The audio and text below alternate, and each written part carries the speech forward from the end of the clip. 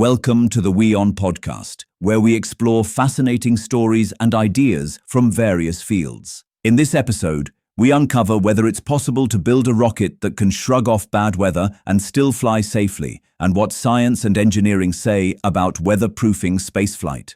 But turning this idea into reality comes with serious technical and financial challenges. To make a rocket strong enough to withstand hurricane-force winds or severe turbulence, engineers would need to add heavy structural reinforcements. However, every kilogram of extra metal reduces the amount of payload the rocket can carry to orbit, making the mission inefficient.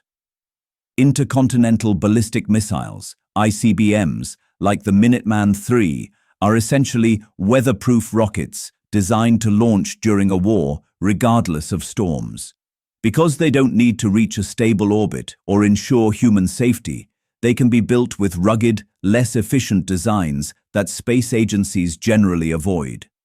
Rockets can actually create their own lightning by flying through electrically charged clouds, a phenomenon known as triboelectrification.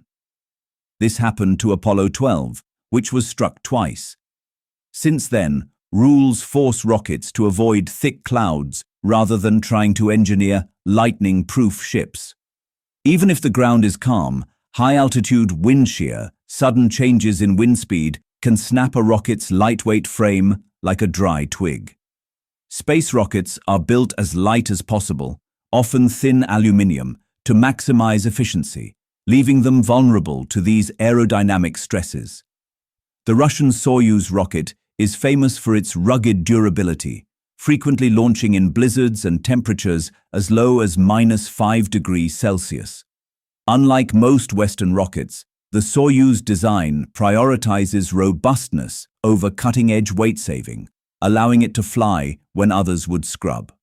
For crewed missions like NASA's Artemis or SpaceX's Dragon, the risk tolerance is near zero, meaning weather rules are incredibly strict. While a missile can risk failure in a storm, a human-rated rocket will always choose to wait for calm skies rather than test engineering limits. Technically, we could build a stronger, weatherproof space rocket, but it would be astronomically expensive and carry very little cargo.